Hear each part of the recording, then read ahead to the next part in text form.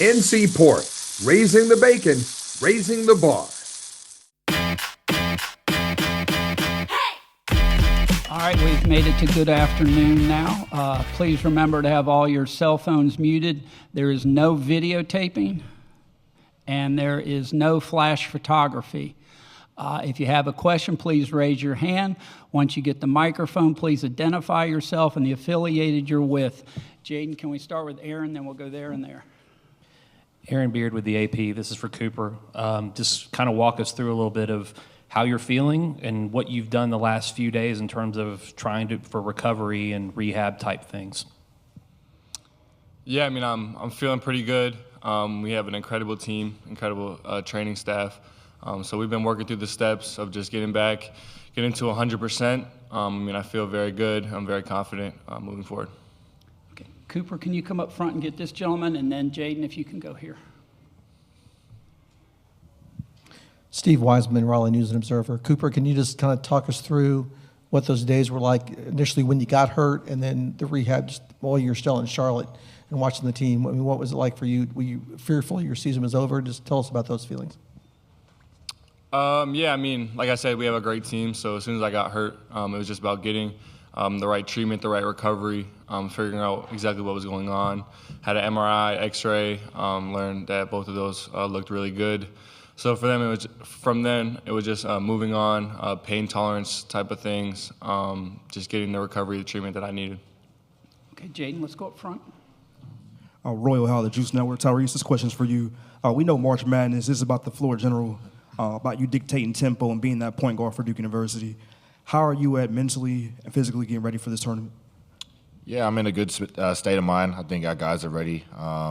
In terms of on the court, I think 1 through 4, really everyone is sort of that floor general, and just the way that we play, sort of 5 out, everyone sort of bringing the ball up and getting involved. But I think I'm ready, our team's ready, and we're just looking forward to the first game. Okay, Cooper, I need you to get to the second row in the middle here. Then we're going to go third row in the middle, and then we'll go back there. Connor O'Neill with Devils Illustrated. Tyrese, this is also for you. You've been through the process of winning a conference championship and moving on quickly to the NCAA tournament. What's the difference with this team than it was 2 years ago, and how quickly do you move on from Saturday night to now? Yeah, I think the biggest thing is it's 0-0. The season starts over again, and I mean, everyone's a champion coming into March. All the guys that are in the tournament have won their conference, and so everyone's on a high, and I think just staying level-headed is a big thing, and just focusing on us is a really big thing moving forward. Okay, Cooper, third row in the middle, and then Jaden will go back there.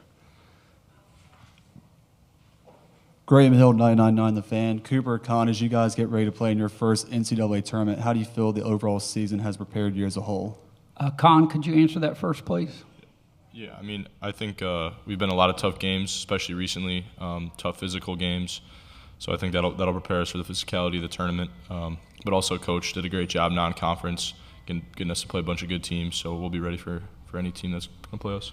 Cooper, do you have anything to add? Yeah, I would just say to what Con said, just our schedule all year long. Our thing has just been about getting better every single day. So I think that we've done a good job of just moving forward and trying to get better every single day. Okay, Jaden, can we go in the back there, and then we'll come up to the second row here and get you. Yep. Excuse me, David Hale with ESPN. Cooper, I'm just curious, how much have you been able to practice over the last few days? And then physically, do you expect to maybe take it a little lighter when you first get back on the court, or do you feel like you'll be full go tomorrow? Yeah, so, I mean, from the start of the week, it was kind of like a build-up of jumping back into practice, getting back to 100%, doing some individual things with some of the coaches on the side, and then I was back in full practice yesterday. So, I mean, I feel really good. I'm really confident about going 100% tomorrow. Okay, Cooper, can you come up front here in second row in the middle there? Brendan Marks from The Athletic. Yeah, Cooper, not to relitigate the injury again, but when you did go down, what was your vantage point in that play against Georgia Tech? What did you see happen and sort of what was going through your head at that moment? Yeah, I mean, just kind of went up for a rebound, kind of came down, landed on the player's foot and twisted my ankle. I mean, I've twisted my ankle a good amount of times, growing up. I feel like most basketball players go through something like that. So it's kind of just about figuring out how severe it is and how it feels to see if you can just get up and walk it off. But obviously it was definitely more than that, so I had to go to the back. Jaden, right back there standing up, please. Hey, Cooper, Evan Abramson, Spectrum News 1. How much confidence did it give you in guys like Con and Tyrese and even Sion when you were out having to watch everything happen from the side that they were able to execute everything so flawlessly? I mean, whether it's about UNC in that the game before the tournament or even in the tournament, just being able to get that extra help, see them, whether it's foul trouble or the injury, to carry Duke. Yeah, I mean, I think that was really good for us to go through and kind of have that experience. Obviously, I hated every second of not being able to be out on the court, but these guys made it really easy for me to kind of sit back and just watch them execute, watch them go out there and dominate the other team. So they definitely made it easy for me. Okay, Cooper, front row here. Brett Friedlander, Saturday Down South. This is for Reese and Con. Pretty much the same question that Coop was just asked. How much better do you think you guys are now because you've had to go through that a couple of games without him and you've learned to play different roles? Pat has, increased his contribution and that kind of thing. Tyrese, could you answer that first? Yeah, I think not having Coop and Malik, it hurt our team, but it was also a good experience. Just playing, we've sort of played without a couple guys the whole year, and I think it's just good to have that in your back pocket. You never know what's going to happen, and you pray to God no one else gets hurt. But it's possible and stuff happens. And I thought we adapted really well, and Coop and Malik and everyone had full confidence in everyone, and we just went out and played our game. Con, do you have anything to add? Yeah, I think it gave some guys some opportunities, but also helped us unlock some things offensively and defensively that might work in the future. Okay, Cooper on the second row there, third one in. Andrew Long with the Chronicle. This is for any of y'all, but you guys are effectively playing a home game, just 30 minutes from campus. What kind of advantage does that give you, not having to travel, being close to home? Con, could you answer that, please? Yeah, it's just nice not to get on a plane. Right over here on a bus, not too long. Got in last night for a nice dinner, so not too much travel, soreness and stuff like that. Okay. Jaden, can you go back to the standing up? Tyrese is one of the older veterans on the team. I don't know if you've already been asked this, but getting to be able to hopefully see or talk to maybe Jeremy Roach, have you been able to see him and just the excitement of being in the same city as him again? I actually saw him as soon as we got off the bus. So he was walking out, and I saw him, said what's up, and it was good to see him catch up. Okay, Cooper on the edge back there. This question is for Con. You talked about some things that you were able to unlock offensively and defensively. What were some of those things that you saw as you went through the absences? Yeah, without having Coop, we had to get a lot more off-ball movement and going to get guys open. I think a lot of that helped us offensively and it could make us more dangerous going forward. Okay, Jaden in the back, the blue shirt. Roy Nogaltree, KWTX. Cooper, Rob Wright said you may have sent him an eyes emoji whenever the brackets got released. Can you talk about that relationship? And I know you have a game in front of you, but what would that be like? Yeah, like you said, obviously we focused on tomorrow's game. But yeah, definitely when we saw the selection show and I saw Baylor right in our bracket, it was kind of just a cool moment, having gone to school together last year and playing together, having that connection. So it was definitely a cool moment. Cooper, can you come up? We got second row question in the middle there. Cooper, to kind of follow up on the Mount Verde line there, Liam is here also this weekend. How much have you kept up with all of the Mount Verde guys' seasons, and how much have you been in contact with them? Yeah, I would say whenever I get a chance to kind of catch some of their games on TV or whatever it is, I try and tune in and watch for a little bit. But we're all really busy, going through the same thing, so it's hard to talk a lot or stay in fluent contact. But I've definitely reached out a bunch of times, talked to the guys, and just it was a great year for all of us. NC Pork, good for the plate, great for the state. We're now ready to start with Coach Shire. Coach, if you could just give us an opening statement, please. Well, my thing is all about what a privilege to be here. It's I'll never take for granted the opportunity to play in the NCAA tournament for our guys, to coach in it. It's a blessing. It's something you work. I know a lot of us were just talking the last few days. It's something you watched growing up as a kid, and for our guys to be playing in it. Most of our team has not played in it, and I think that's an exciting thing for us. But incredible privilege. We're ready to go. It was great finally finding out who we're going to play tomorrow. We've done our prep for Mount St. Mary's, and the run they've had is terrific. They played a great game last night, and we're really excited to kick this thing off tomorrow at 2:50. Jaden, if we can start in the second row here on the edge, and then if you could just hand it over after you're done. Coach, congratulations on getting here. I know we've talked about it a lot over the last few weeks, but what have you guys learned as a team with Cooper, whether it was the foul trouble against UNC and then the injury in the ACC tournament, with him having to kind of be on the sidelines a little bit, and Sion taking the reins, and Khan taking the reins, and Tyrese? What have you learned about your team? What have you learned that you guys can do differently to maybe surprise teams that have scouted you guys in preparation for this? Well, I think actually a friend of mine texted me this the last couple of days, but sometimes when you can call it bad, sometimes injuries are bad luck, right? And when there's bad luck or things that work against you, it's really an opportunity is what it is.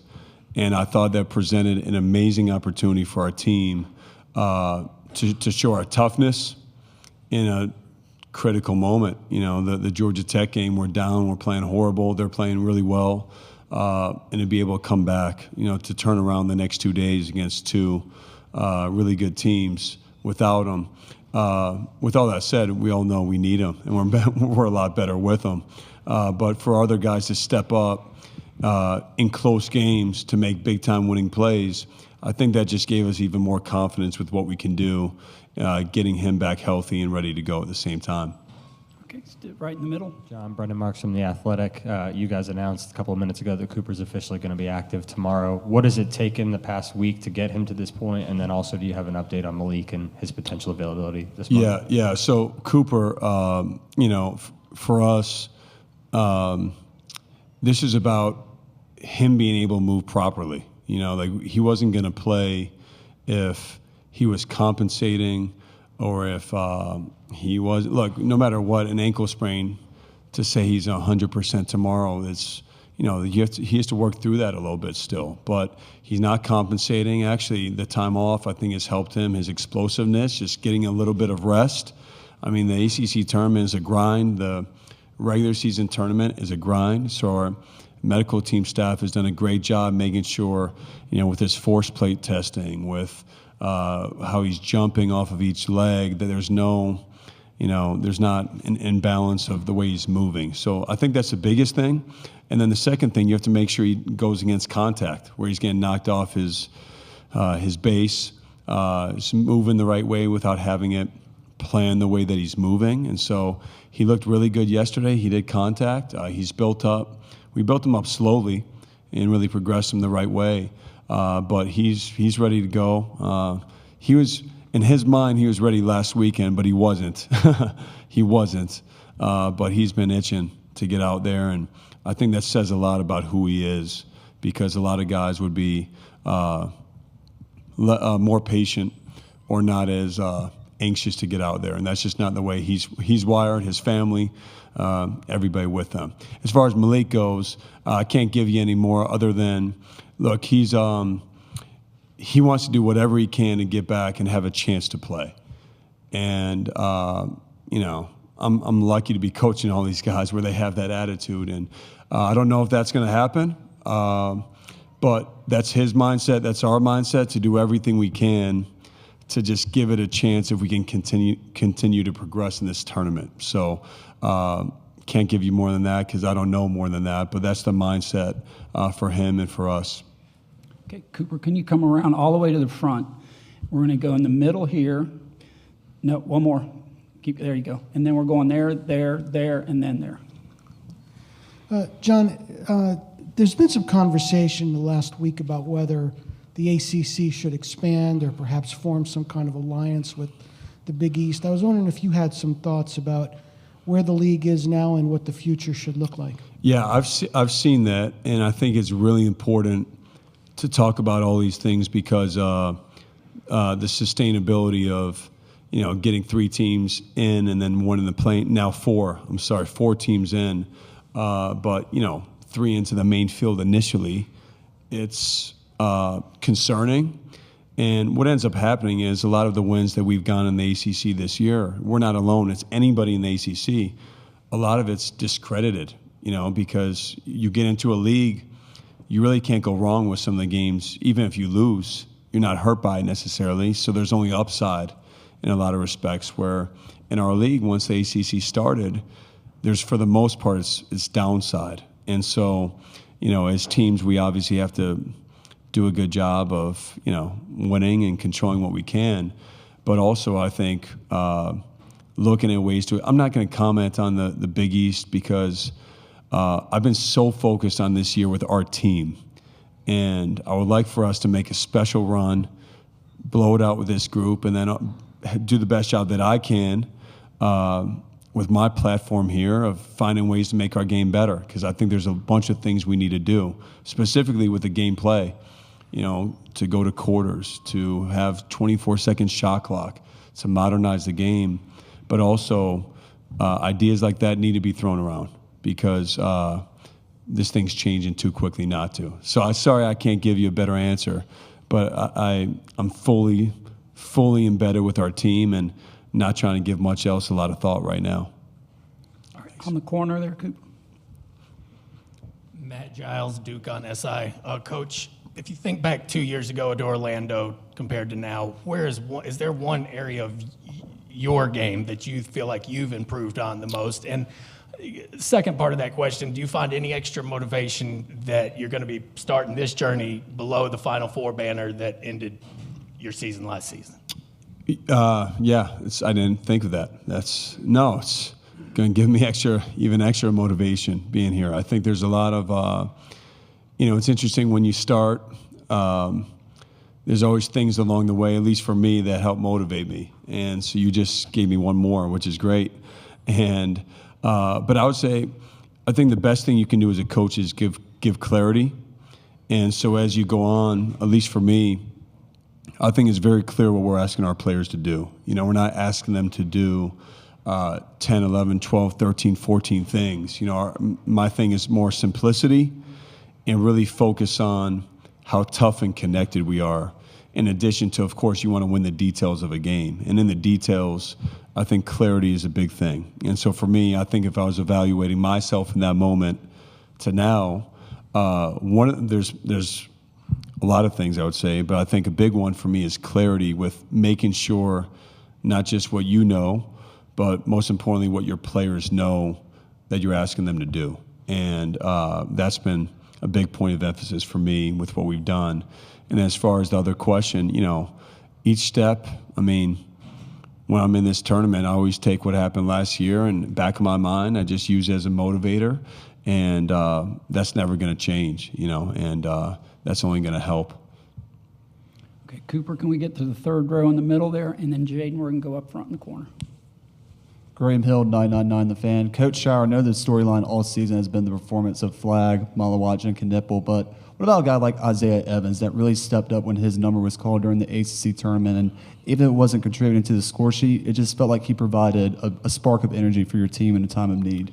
Well, you talk about Isaiah. He had one of the best plays of the ACC tournament when he got he anticipated a steal, ripped it out of, I think it was Paul in the play, but one of Carolina players' hands, and then he dove on the floor, like without hesitation. And, Isaiah and I have had a lot of amazing conversations since he's been here. I think he's misunderstood to some degree because he's all about the right things. He's a big-time competitor. He's an amazing teammate. But to see his game progress, shooting and scoring, it's not like we made him a good shooter when he got here. That's something he could already do. But his willingness and want to become a complete player has been awesome to coach. And so that play, diving on the floor, we're up in that game, and just his emotion and understanding how important that was. I was really proud of him. He's been in some crucial moments for us, made some big-time shots, but his whole game has progressed because he works on it, he takes coaching, and he has the great balance of being very confident in his ability, but also having great humility and being very objective with analyzing what he can do better and needs to do better. So I've loved coaching Isaiah Evans, man. He's been awesome. Okay, Jaden up front here, and then Cooper, we're going to go in the second row, and then we'll get you, David. Royal Hall, the Juice Network. Coach, the way you orchestrated this roster in a survive and advance scenario, a tough non-conference schedule with Arizona, Kansas, Illinois, you name it, all tournament teams, Kentucky, what do you think it was so influential for you to build the roster the way that you orchestrated it to be prepared for this moment in a survive and advance scenario with one game and one game only mentality? Well, I think what you try to do is, you try to simulate as much as you can what you're going to expect in these moments. And so the only way to do that is put your team in really tough environments against great opponents, see how they respond and react. Obviously, your goal is to win. I mean, every game we go into, our expectation is to come out with a win. But we knew even the Kentucky game, the Kansas game early in the year, we learned a ton from it. Like, our team grew like crazy. And as long as you have the right people, high character guys who are, all into winning, even when it doesn't go as well, I knew we were going to be tougher for it. And unfortunately, along the way, we've had Malik be out. We've had what happened with Cooper last weekend, Malik as well, again. And so different guys having to step up in different moments. I think we've seen, I don't want to say we've seen it all, but I think we've seen as much as you could see in 34 games. So I know our group is confident from those experiences, and, we're ready to go. Second row, Coop. Abby DeSalvo from the Duke Chronicle. Kind of building off of that, Duke is one of the younger teams in the field, and like you said, a lot of these guys have never played in an NCAA tournament before. So what vulnerabilities do you think that opens up for Duke? And then on the flip side, how do you think that can turn into a strength? Well, these guys have continued to be different, and I don't want to put, sometimes you can make it too big of a thing where, because they haven't seen it before or whatever. End of the day, it's basketball. The sense of urgency and all that you have to have. Well, you have to have that to win 31 games and to win a regular season championship and tournament championship. And so what I want for our guys, I don't want there's a lot of different things. We haven't had a press conference like this day before a game, an open practice. This media, you guys are in the locker room. There's all these different things that come with it. I just don't want that to change who we are and what we do. And so I think that's the case whether you have the most experienced group or whether you have a team full of guys who haven't been here before. So I'll tell you this much, no matter what, I think the thing for us we've gone for it. We haven't hesitated, we haven't flinched, and that's my expectation for us, with not to go into this thing with the weight of the world or whatever. Like, go into it to have fun, go into it to attack. And I think as a young group, they have the ability to do that. Okay, let's go way in the back to David, and then we'll go there if we have time, and then we'll go there, but I don't like your chances. David Teal with the Virginian Pilot.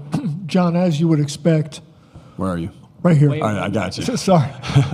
As you'd expect without Malik and Cooper, your defensive metrics in the ACC tournament weren't as good as they were, as exceptional as they were during the regular season. What, as you watched the video, was different or lacking in Charlotte? Well, you're missing two of your best activity guys. I mean, they're the two most versatile defenders in the country, and they're on the same team. And so you miss the flexibility sometimes you would have with them, but also the steals and the deflections. And so being able to turn some defense into offense wasn't there. But to be honest with you, David, I thought, look, we're playing Carolina, and they have 24 points at halftime. And that second half, we just gave them a ton of transition. A lot of that came from not being as strong as we needed to with the ball. I thought our defense against Louisville was really good. Terrence Edwards, tip your hat to him. I thought the shots he was hitting were, I'm not sure Cooper or Malik, it changes, because it was really good defense. So the length and the activity of those two guys can't be replicated, but I thought the effort, the game plan, the execution was right there. Okay, real quick up front. And that's going to be our last question. I'm sorry. Saturday down south. John, Duke has lost 7 of the last 11 times they've played in this building, including an NCAA tournament game. Is there any rhyme or reason to that other than the fact that you're playing a rival and there's a lot of other things that go into that kind of thing? I don't think so. I think it's just the fact that, 7 of the 10 are road games, are they not? So, obviously I was here for the one game in the tournament. As a coach, that was my first year back, which was we didn't do a good enough job that day, and Mercer did. But besides that, I think it's a reflection on how hard of a place it is to win here on the road, NC State, the teams that they've had. And I think I don't think it's anything you take from that and say, man, we got to do this because we're playing in this building. I think it's all about us and our mentality. But it's not like the rims are a different height or slanted or I think it's the fact they beat us those days, and we have to win tomorrow playing Duke basketball. NC Pork, raising the bacon, raising the boss.